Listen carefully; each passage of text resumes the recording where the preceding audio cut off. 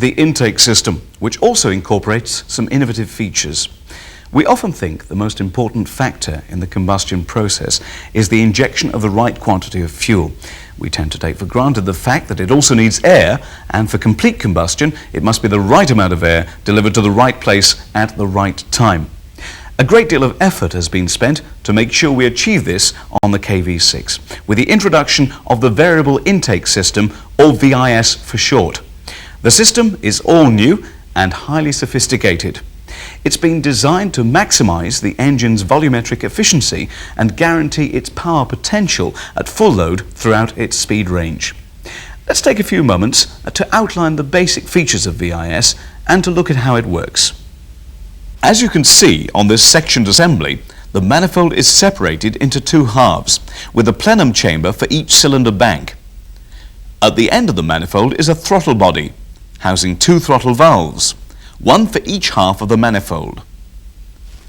Separate air intake ducts supply filtered air to the throttle body from the air cleaner. Filtered air is also supplied by this pipe to the idle air control valve fitted on top of the manifold. The ECM controls the idle speed using the IACV to determine how much air is allowed to bypass the throttle valves, which are closed at idle. Incidentally, the throttle valves are preset, unlike other MEMS systems, and you shouldn't attempt to adjust them at any time in service. So now to the variable part of the intake system. These two motors each operate a butterfly valve located inside the manifold. The valves are a key part of the VIS system, and their position is controlled by the ECM. Let's see this on the engine. Here are the separate plenum chambers we mentioned just now, each one supplying 3 cylinders. At the throttle body end is the first VIS motor with its valve positioned to connect the two chambers. It's called the connect valve. At the other end is the second VIS motor. Its valve will join the chambers when required. It's called the balance valve. This simple illustration represents the relative positions of the two valves in operation. A is the connect valve and B is the balance valve. At low engine speeds or under part throttle conditions, both valves are closed. Whilst in this position, the manifold is in effect configured as two separate 3-cylinder manifolds. Above approximately 2,700 RPM and with a throttle angle greater than 36 degrees, the connect valve opens. In this condition, the characteristics of the manifold are more suited to the higher engine speed and a greater torque is delivered.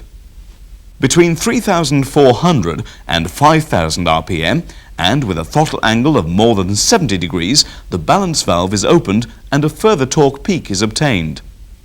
At approximately 5,000 RPM, both valves close and the manifold reverts back to the 3-cylinder configuration we saw in condition 1.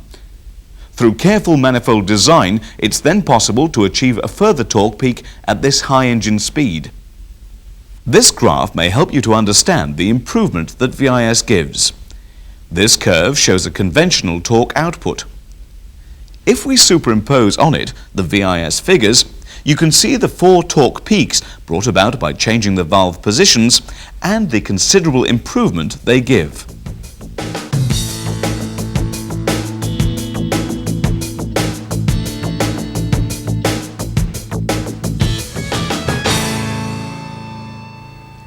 Next, we'll look at the ignition, which, as we said earlier, is also controlled by MEMS 2J.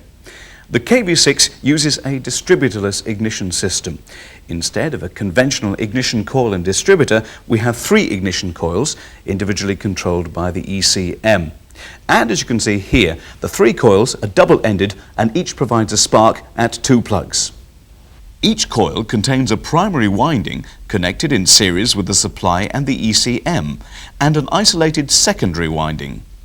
Each end of the secondary winding is connected to a spark plug, as you see here. When the MEMS ECM switches a coil, an HT spark is generated at both its plugs simultaneously. One of those sparks will ignite the mixture on the compression stroke, the other spark will be wasted within the cylinder on its exhaust stroke. While we're on the subject of plugs, never attempt to disconnect one while the engine's running, as the huge HT voltage generated in operation has to be dissipated somewhere. If it's not able to spark at the plugs, it'll try to jump from the coil to ground. Or it may short internally in the coils and try and return through the ECM. That's likely to be to the detriment of the coil, the ECM, or both. So if you have a need to disable the coil, do it by disconnecting the low tension lead. For the same reason, it's obviously important that you connect the plug leads correctly. To eliminate the possibility of getting them wrong, there are cylinder numbers on the valve covers, the coil mounting plate, and on the plug leads themselves. Before we leave the engine management system, you'll be interested to see this new reluctor design. It's now incorporated into the flywheel on manual applications and into the drive plate on automatics. In both cases, it has 6 missing poles, none of which are located at TDC. The ECM is still able, via the crank sensor, to determine engine speed and piston position from the reluctor. The crank sensor itself is located in the engine when a manual gearbox is fitted, but it's in the transmission housing on autos. By the way, MEMS 2J is also used on K-series engines with VVC. If at any time you have to fit a replacement ECM, you must use Testbook to calibrate it to the specific application. Next, a word about cooling. As we saw earlier, the water pump is mounted here and is driven by the smooth side of the timing belt. It's non-serviceable and is supplied as a unit. Behind it, the thermostat is in this housing located in the V of the cylinder block. It's not available separately. The thermostat and the housing are also supplied as a unit. Incidentally, if you have to remove either of the inlet manifolds for any reason, you must first drain the coolant from the cylinder block. There's coolant in here, and if you don't drain it, it'll run down the inlet ports into the engine when you release the manifold. The coolant circulation works like this. The thermostat is in the inlet side of the system from the radiator, so when it's closed, it effectively blocks off circulation through the radiator. Coolant can still circulate around the engine and through the heater matrix. When the thermostat opens, the bypass is closed and the coolant has to pass through the radiator.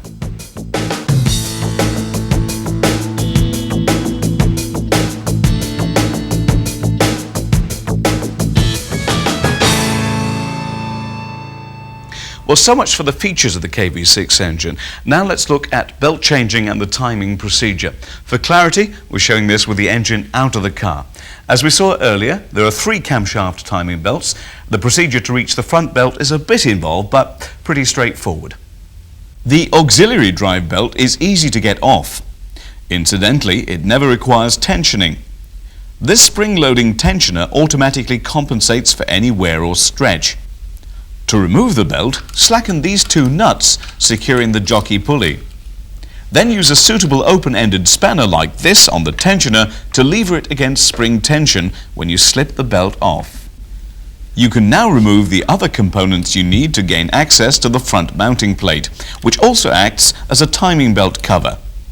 You'll find all the instructions to do this in the repair manual. To remove the front mounting plate, turn the crankshaft until you can locate this locking pin, 18G1746, through the block into the flywheel. The crankshaft is now in the safe position, and the pin will also hold the crank while you remove the pulley. Then take off the front plate and the timing covers to reveal the belt layout. From the crankshaft gear, around the tensioner pulley, the right-hand bank inlet camshaft gear, the water pump, the left-hand bank inlet camshaft gear, and an idler pulley. The hydraulic tensioner is a self-contained